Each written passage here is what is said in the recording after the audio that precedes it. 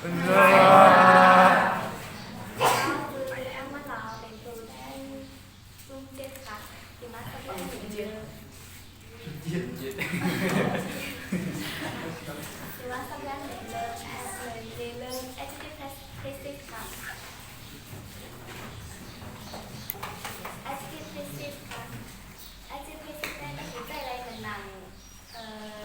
่างคืออันเอก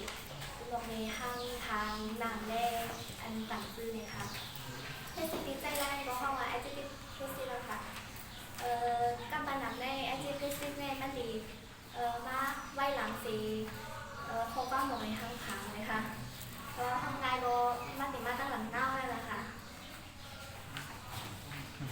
Who is the girl with long hair นะคะ The girlเนี่ยเป็นเน่าที่ไหนก็เบอร์ว่า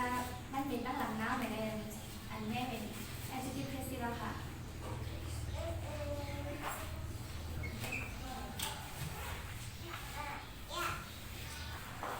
Is the road to Yangpu The road เนี่ยเป็นเน่าค่ะใช้เบอร์นั่นแหละ to Yangpu เนี่ยเป็น adjective precise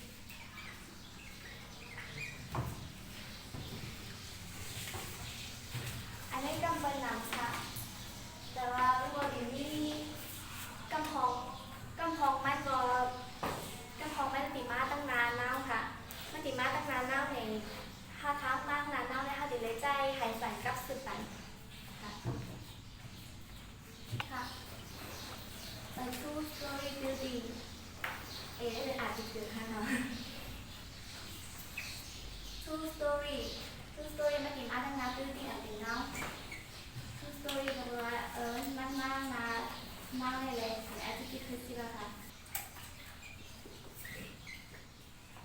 What subject